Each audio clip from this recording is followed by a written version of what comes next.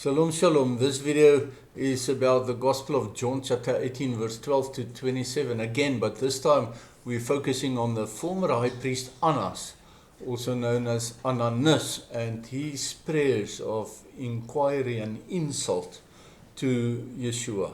I'll read the text, and remember the text interwoves two storylines, for lack of a better word, in between each other, and previously we focused on Kepha Simon Peter's denial of Yeshua, and now we'll focus on Annas, the former high priest. Then the band of temple guards with the captain and the officers of the Judeans seized Yeshua and tied him up. They led him first to Annas, for he was the father-in-law of Caiaphas, the Kohen Gadol, that year. And of course, Caiaphas wasn't Kohen Gadol for only 1 year. He was Kohen Gadol for a long time. Now, Caiaphas was the one who advised the Judean leaders that it was better for one man to die on behalf of the people. And Simon Peter was following Yeshua with another disciple. Now, that disciple was known to the Kohen Gadol, so he went with Yeshua into the court of the Kohen Gadol. But Peter was left standing outside by the door. So the other disciple, who was known to the Kohen Gadol, went out and spoke to the doorkeeper and brought Peter in. The maidservant at the door said to Peter, "Aren't you one of this man's disciples too?" And he said, "No, I'm not." The servants and officers were standing around a fire they had made, because it was cold, and they were warming themselves, and Peter was also with them, standing and warming himself. And then Annas, the former Kohen Gadol, questioned Yeshua about his disciples and his teaching. "I've spoken openly to the world," Yeshua answered him. "I always taught in the synagogues and the temple where all the Jewish people come together. I spoke nothing in secret. Why question me? Ask those who've heard what I spoke to them. Look, they know what I said." When he had said this, one of the officers standing nearby gave Yeshua a slap, saying, "Is that the way you answer the Kohen Gadol?" And referring to Annas by his former title. He was not Kohen Gadol anymore, as Joseph Caiaphas was. Yeshua answered him, and the him is either Annas or the officer who slapped him. Excuse me. Yeshua answered him, "If I have spoken wrongly, give evidence of the wrong, but if rightly, why hit me?"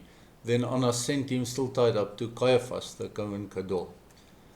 Now Simon Peter was standing outside and warming himself. So they said to him, "Aren't you one of his disciples too?" He denied it and said, "No, I'm not." One of the servants of the Kohen Gadol, a relative of the man whose ear Peter had cut off, said, "Didn't I see you in the garden with him?" And again Peter denied it, and immediately a rooster crowed. So let's look at Annas ben Seth. He founded the corrupt house of Annas. Annas was the 64th high priest, and he served as high priest between the years 6 and 15 AD. Remember, the trial of Yeshua happened in the year 30 AD. So for 15 years, Annas was not high priest anymore. When Annas was removed from his position by Valerius Gratus, the new Roman governor, at the time, he still ruled the temple through his sons, who was appointed after him. Annas' oldest son, Eliezer, was the 66th high priest, who was the rich man in Yeshua's parable about Lazarus and the rich man. And this Eliezer, the 66th high priest, died about 18 months after his appointment as high priest, and eventually was superseded by Annas' son-in-law, Joseph from Caiapha, or we know him as Caiaphas in Greek, as the 68th high priest in 18 AD. After Caiaphas, Annas' other sons and his grandsons ruled as high priest until the temple was destroyed by the Romans in the year 70 AD. All of the house of Annas was corrupt and unworthy.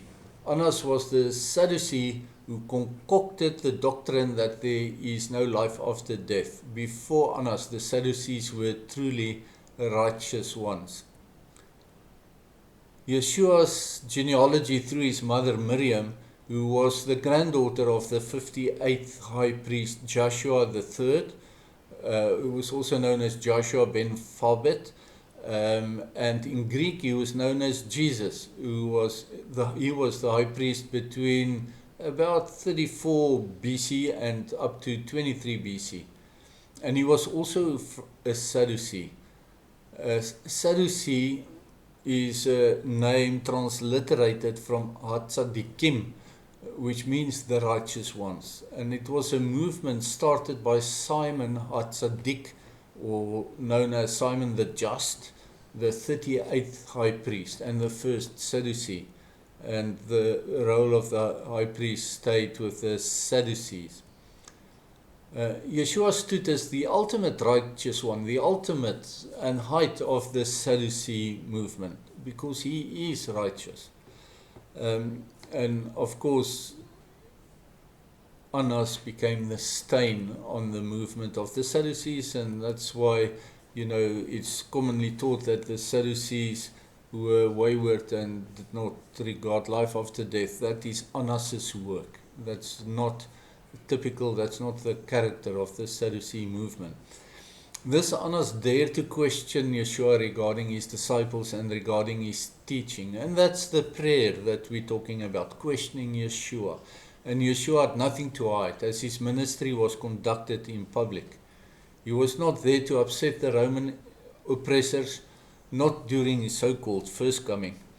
He did, however, teach strongly against Annas's corruption of the faith. The corrupt Sadducees and the Pharisees who followed after them were the veiled evil, the wolves in sheep's clothing that Yeshua often taught about. That much is clear and open. And that's why they hated him. For Yeshua's frank openness, Annas instructed one of the temple guards to strike the bound Yeshua. What bravery, mighty officer of a guard beating a man that is bound. This was Annas's way and manner. And we see it also evident from his instruction to also have Paul slapped in the book of Acts chapter 23 verse 2. And from Acts 23 we see that Annas referred to himself as the high priest of God, with implied meaning that Caiaphas and Annas's other sons, Jonathan the 69th high priest and Theophilus the 70th high priest, were mere placeholders for Annas, who remained the power behind the throne. Annas's sons were appointed by Vitellius, who superseded Valerius Gratus as the Roman governor by then. So nothing was further from the truth. Annas was definitely not Adonai's high priest. He was Satan's high priest, if anything. Paul's sarcastic comment in Acts 23 that he didn't know that Annas was the high priest must be understood in this light.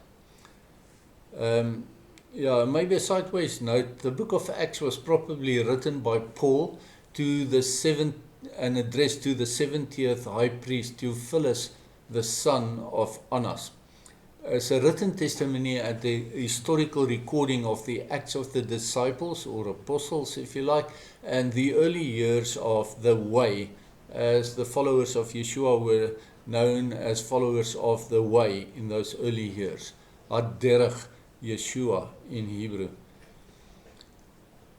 As postmodern time followers of Ad-derech Yeshua, it is good for us to pray Annas's prayer for information regarding Yeshua and his teaching and his disciples and their teaching, but with humble hearts, eager to learn, and not with Annas's self-aggrandizing arrogance. Annas did not follow Yeshua, he went the other way. So we should not follow him in that, only in wanting to learn about Yeshua's teaching. And with that, I bid you shalom, shalom.